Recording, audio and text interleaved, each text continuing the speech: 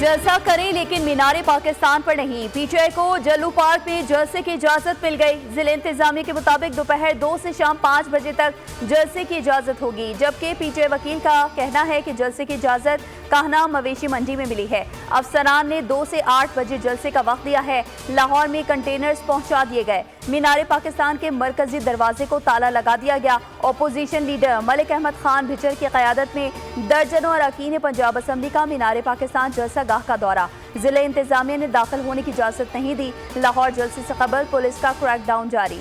पाकिस्तान तहरीक इंसाफ के रहनुमाओं और कारकुनान की पकड़ धकड़ शुरू। 2 रोज में 50 से ज्यादा रहनुमाओं और कारकुनान को हिरासत में ले लिया गया।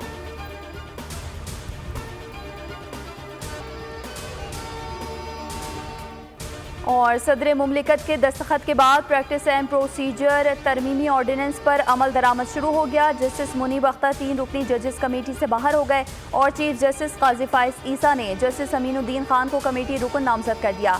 रजिस्ट्रार सुप्रीम कोर्ट ने नोटिफिकेशन भी जारी कर दिया। Justice Aminuddin Khan seniority list में 5वें नंबर पर हैं। 3 रुकनी जजेस कमेटी बेंचेस की तश्कील और इंसानी हकूक के मुकदमात का जायजा लेती है। 3 रुकनी जजेस कमेटी में चीफ जस्टिस के अलावा सीनियर तरीन जज जस्टिस मंसूर अली शाह भी शामिल है।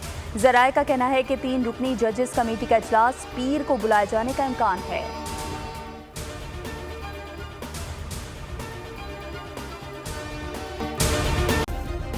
सब्सक्राइब करें और बेल दबाएं ताकि कोई खबर रह न जाए।